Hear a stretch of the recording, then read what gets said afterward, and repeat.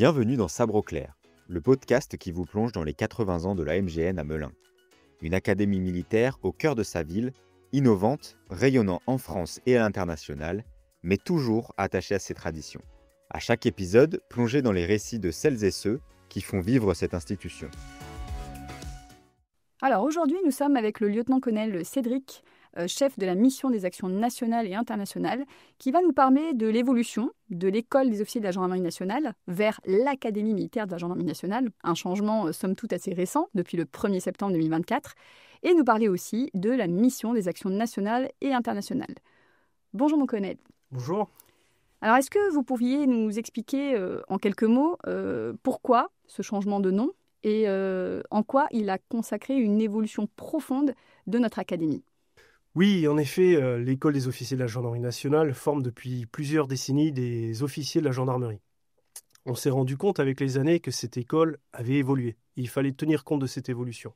En réalité, les OGN, aujourd'hui Académie, ce sont 4 écoles de formation en une.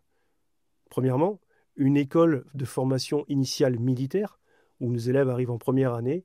On les forme à la rusticité, à la militarité, à être un chef. En seconde année, une école d'application ou une école métier, où on les prépare à devenir des commandants d'unité prêts à prendre leurs fonctions. Une école de formation continue, car l'officier, tout au long de sa carrière, continue à se former. Et c'est là qu'interviennent différents partenariats, notamment avec l'école de guerre, le S2, et l'ouverture vers les universités ou les grandes écoles. Et nous avons également une école de partenariat tournée vers le continuum de sécurité, avec notamment le MBA de la sécurité qui est tourné vers les entreprises et ouvert à 30 auditeurs tous les ans pour les former sur les thématiques de sécurité et de sûreté. Alors, du coup, de cette réorganisation est né un tout nouveau service qui s'appelle donc la mission des actions nationales et internationales et qui est un petit peu le successeur de l'ancien département des partenariats. Est-ce que vous pouvez nous en dire plus ? Oui, effectivement. Alors, la mission des actions nationales et internationales est issue de la réorganisation. Notre mission, en réalité, a double vocation. Comme vous l'avez compris dans le titre, des partenariats créés sur le plan national, que ce soit avec des administrations, des entreprises privées, des écoles de tout type, l'éducation nationale, allant de l'école primaire jusqu'aux universités, et également un volet international avec le suivi des délégations, des officiers des pays amis qui sont ici en scolarité au sein de l'Académie. Alors, tous les ans, du coup, l'Académie accueille des officiers étrangers. C'est ce que vous nous dites. Effectivement, depuis plusieurs années, l'Académie est ouverte sur le partenariat à l'étranger et à l'international. Depuis plusieurs années, nous accueillons environ 30 officiers étrangers en scolarité, soit sur un cycle de 2 ans, donc formation initiale et métier, soit sur une formation unique de métier d'une année, en deuxième année. Mais c'est également l'accueil d'officiers en cours supérieur d'enseignement militaire pour tout ce qui est formation continue, avec notamment notre antenne qui est à l'école militaire. Alors, en quoi c'est important d'avoir ces partenariats à l'international ?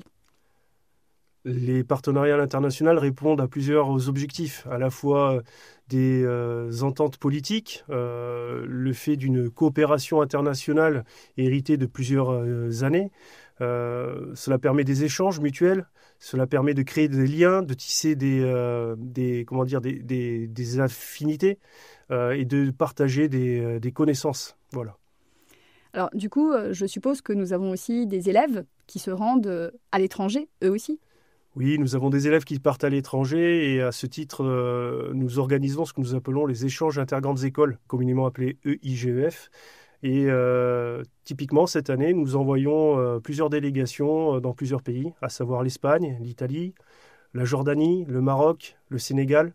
Et nous accueillons également, quelques semaines plus tard, ces mêmes pays au sein de l'Académie pour une semaine d'immersion et de découverte. Alors, nous avons beaucoup parlé de la dimension internationale, mais qu'en est-il du pan des actions nationales ? Sur le volet national, nous avons un spectre assez large, en effet. Nous pouvons faire de l'accueil républicain, c'est-à-dire accueillir des collégiens, des lycéens à l'occasion de grandes cérémonies militaires, leur faire partager les valeurs républicaines, le patriotisme, ce qu'est la gendarmerie également. Et nous accueillons aussi des entreprises, des grandes écoles, qui demandent la réalisation de séminaires. Nous leur apprenons le dépassement de soi, l'esprit de cohésion à travers différents process que sont les nôtres et également des échanges culturels avec plusieurs administrations françaises. Alors, parmi tous les partenariats que vous avez été amenés à nouer, quel est finalement celui qui vous a le plus tenu à cœur, celui qui vous a le plus marqué finalement?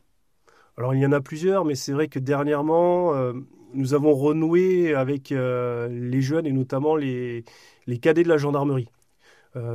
C'est un pendant du service national universel. Et effectivement, le monde dans lequel on vit fait qu'on a besoin de se rappeler ce que sont les valeurs citoyennes. Mon objectif, c'est d'accueillir ces jeunes et de leur inculquer ces valeurs, leur faire découvrir ce qu'est la gendarmerie. C'est une institution pluriséculaire au service de la nation, mais surtout au service de la population. Et voilà, on a été très heureux d'accueillir plusieurs cadets d'un peu partout de France d'ailleurs, pour leur faire découvrir tout cela. Alors, une dernière question, mon colonel. Du coup, les 80 ans de l'Académie militaire à Melun, vous, qu'est-ce que ça vous inspire? C'est une grande fierté. 80 ans, c'est pas rien. Comme le dit souvent le général, ce sont les noces de chêne. Donc, 80 ans, c'est un fort symbole. Il ne faut pas oublier que nous nous sommes installés en 1945, donc tout de suite après la Seconde Guerre mondiale. Et c'est une date qui est, je pense, à marquer voilà, dans les livres d'histoire de l'école, mais également de la commune. Et je pense que nous aurons une belle commémoration. Justement, pour en terminer sur ce sujet, il y a eu une charte qui a été signée. Est-ce que vous pouvez nous en parler rapidement? Oui, alors cette charte a été remise à jour. On a profité justement de la création, la réorganisation de l'école des officiers en académie pour la remettre un petit peu à jour et justement marquer cet événement des 80 ans.